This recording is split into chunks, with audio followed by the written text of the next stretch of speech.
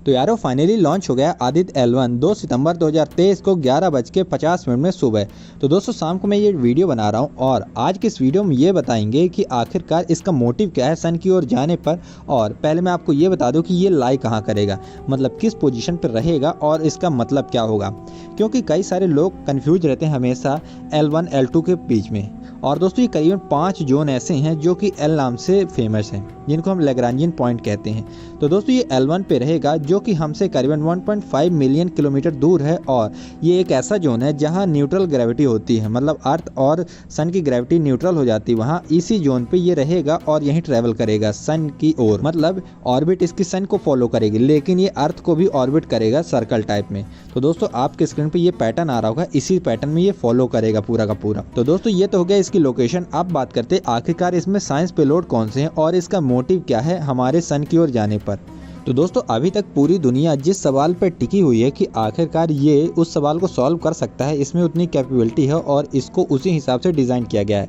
और उसमें वही सारे इंस्ट्रूमेंट हैं जो कि इस पूरे सवाल को सॉल्व कर सकते हैं। तो वो सवाल ये है कि जो कोरोना लेयर होती है सन की और जो कोरोनोस्फेयर है उसमें टेम्परेचर का डिफरेंस देखा गया, मतलब जहाँ कोरोना है वहाँ टेम्परेचर कम होना चाहिए कंपैरिजन टू कोरोनोस्फेयर में। तो दोस्तों इनमें ऐसा टेम्परेचर डिफरेंस क्यों आ रहा था कि कोरोना ज़्यादा टेम्परेचर में है और कोरोनोस्फेयर कम टेम्परेचर पे है, और दोस्तों ये हर एक इंस्ट्रूमेंट से देखने को मिलता है। तो दोस्तों इसीलिए इस आदित्य L1 को उसी तरह डिज़ाइन किया गया है और इसमें कई सारे ऐसे मोटिव फिट किए गए हैं, मतलब ऐसे साइंस पेलोड हैं जो कि स्पेसिफिकली इसी को स्टडी करेंगे और इनकी फ़ोटो और इमेजेस लेके इनसे पता लगाएंगे कि आखिरकार ये क्यों हो रहा है। तो दोस्तों पार्कर सोलर प्रो में भी ऐसा ही कुछ डाटा मिला था और इसको आदित्य L1 को कई सारे रिसर्च लेबोरेटरी के साथ मिलकर बनाया गया है और इसको उसी हिसाब से डिज़ाइन किया गया है। तो अब बात करते हैं उन साइंस पेलोड की जो इस पूरे सवाल को सॉल्व कर सकते हैं, और इस पूरे आदित्य L1 में करीबन 7 साइंस पेलोड हैं जो कि इस पूरे सवाल को सॉल्व करने में कहीं ना कहीं मदद करेंगे। तो दोस्तों सबसे पहला इसमें इंस्ट्रूमेंट लगा हुआ है जिसका नाम है विजुअल एमिशन लाइन कोरोनोग्राफी,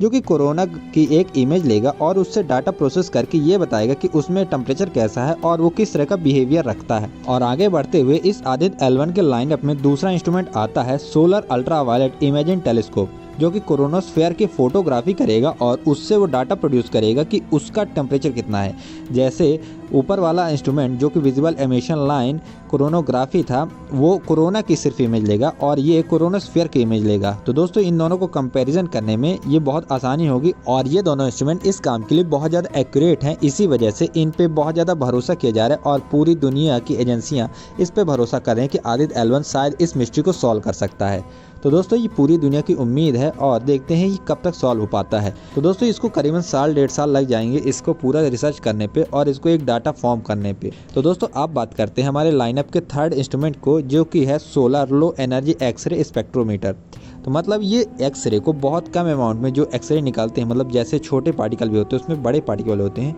तो उनको ये एमिट करते हुए देखेगा और उनका डाटा फाउंड करेगा और वो एक सीरीज बनाएगा, मतलब जैसे एक डाटा की फाइल होती है उसी तरह ये बनाएगा। और इसका एक जुड़वा भाई भी है जो कि हाई एनर्जी पार्टिकल को कैप्चर करेगा, जिसका नाम है high energy L1 orbiting X ray spectrometer. तो दोस्तों ये जो थर्ड नंबर का इंस्ट्रूमेंट है और फोर्थ नंबर का इंस्ट्रूमेंट है, ये दोनों जोड़े में काम करते हैं और ऐसा ही पैटर्न आपको इन 6 के 6 इंस्ट्रूमेंट में देखने को मिलेगा, जिनकी लिस्ट आप सबके सामने है। तो दोस्तों आप सबको इनमें एक कॉम्बिनेशन देखने को मिलेगा कि जो ऊपर के 2 हैं वो कोरोना और कोरोनोग्राफी की पूरी इमेज लेते हैं और उसको पूरा डाटा इकट्ठा करेंगे, और ये एक्सरे की डिटेल लेते हैं और नीचे वाले प्लाज्मा की डिटेल लेते हैं। तो दोस्तों एक मात्र इंस्ट्रूमेंट है जो कि मैग्नेटोस्फीयर की डिटेल लेगा, वो अकेला ही है।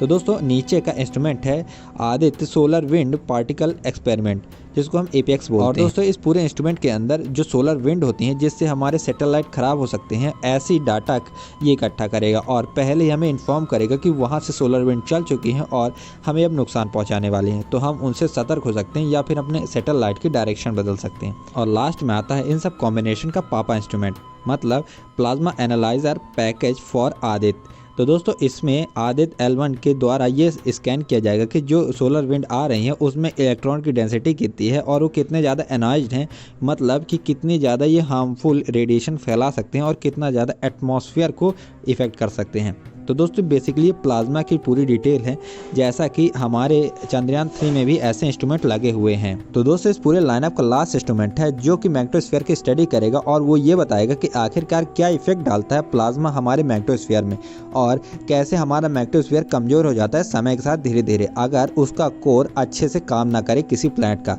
तो दोस्तों ये हर एक प्लैनेट की स्टडी करेगा जो कि पूरे सोलर सिस्टम में रहते हैं और उनका डाटा इकट्ठा करके हमें प्रोवाइड करेगा और उससे ये पता चलेगा कि हम किस में कितना जल्दी एटमॉस्फेयर थिन कर सकते हैं या फिर थिक कर सकते हैं। तो दोस्तों ये पूरा डाटा इकट्ठा होगा इस इंस्ट्रूमेंट से जिसका नाम है advance tri axle high resolution digital magnetosphere. तो दोस्तों ये पूरा इंस्ट्रूमेंट का नाम था और मैंने आप सबको सातों के सातों इंस्ट्रूमेंट के मतलब बता चुका हूँ कि आखिरकार वो किस लिए काम करेंगे और किसके लिए काम करेंगे। तो दोस्तों उनसे क्या डाटा इकट्ठा होगा ये भी आप सबको पता ही है और मैं उम्मीद करता हूँ ये वीडियो आप सबको समझ में आया हो और अगर आप सबको समझ आया अपने दोस्तों के साथ भी जरूर शेयर कीजिए और दोस्तों हमें सपोर्ट करने के लिए हमें सब्सक्राइब कीजिए और लाइक कीजिए इस वीडियो को।